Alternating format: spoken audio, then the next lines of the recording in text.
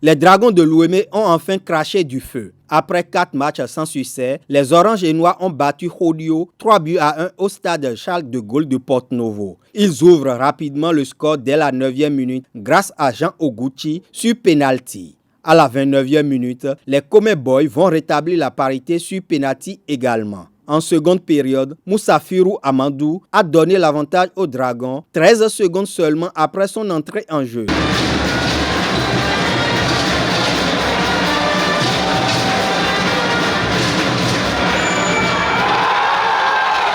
Et à 11 minutes du terme, il cause l'addition d'une tête à bout portant. Depuis qu'on a commencé la Super League, on n'a pas gagné depuis le début.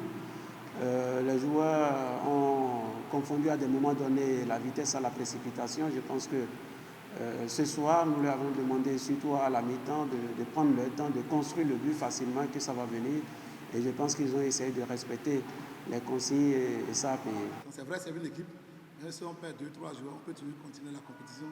Mais je crois que ce soir, mon milieu de terrain n'a pas tourné. Parce que pour qu'il y ait une bonne défense, il faudrait que le milieu de terrain, même depuis l'attaque, il faut quand même être solide, rester bien droit dans sa botte, aller à l'information, ne pas lésiner sur les moyens pour que toute l'équipe soit en forme. C'est vrai, on dit défense, mais une défense, je crois que c'est d'abord toute l'équipe. Et ce soir, c'est le milieu de terrain qui n'a pas su garder le ballon. Esaü FC a assuré l'essentiel face à Assos. Victoire 1-0 de Patrick Sedjamin et de ses partenaires. Oublié au second poteau, Zachary Idrissou a marqué le seul but de la partie sur un service de Rodrigue Fassinou à la 10e minute. Les deux équipes ont évolué sous un faux rythme avec des incursions sporadiques ponctuées d'occasions vendangées. Moi j'ai commencé par un 4-4-2, j'ai terminé par un 4-4-2, mais seulement j'ai fait 3 remplacements. Je suis passé du 4-4-2, arrivé à un certain moment, quand j'ai vu que l'adversaire a commencé à garder le ballon, je suis passé de 4-2-4. Hein? Et ça fait reculer un peu l'adversaire. Donc c'est ce qui a semblé un peu être un faux système. Justement, à un moment donné, on a laissé le ballon à l'adversaire parce que l'adversaire jouait à un faux rythme et c'était un peu difficile pour nous de rentrer dans le jeu, surtout au niveau de l'animation défensive.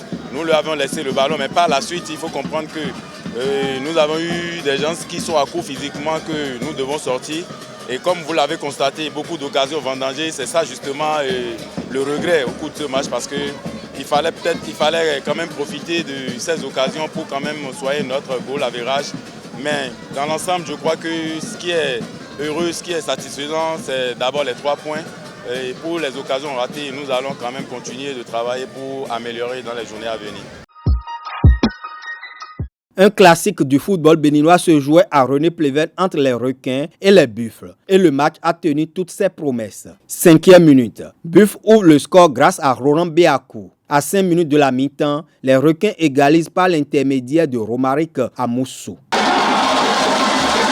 Les Buffles vont reprendre l'avantage juste avant la pause, grâce à Moubarak Gounou sur penalty. En seconde période, les Awisiwassa vont revenir à nouveau au score à la 61e minute. Sur une contre-attaque rondement menée, Fidel Kofi bat Sheriff Din Kakpo.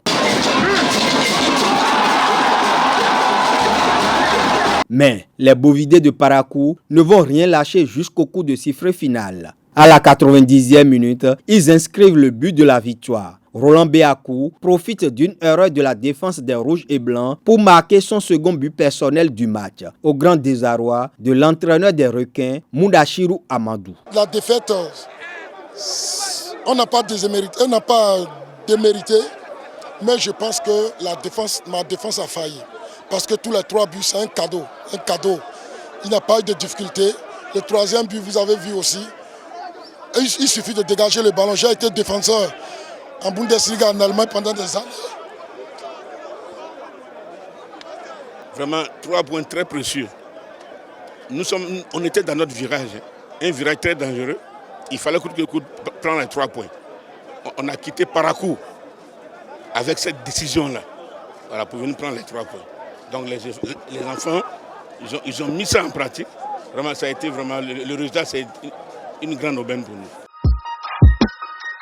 Dans les autres matchs, Dynamo a dominé Éternel FC 2-1 à Parakou. C'est sur ce même score que Aïma, en déplacement, est venu à bout de Damissa FC. Enfin, Béké a été tenu en échec par AS Cotonou, 1-1 à Kandi. Une 6e journée prolifique. 16 buts ont été marqués en 6 rencontres, soit une moyenne de 2,67 buts par match.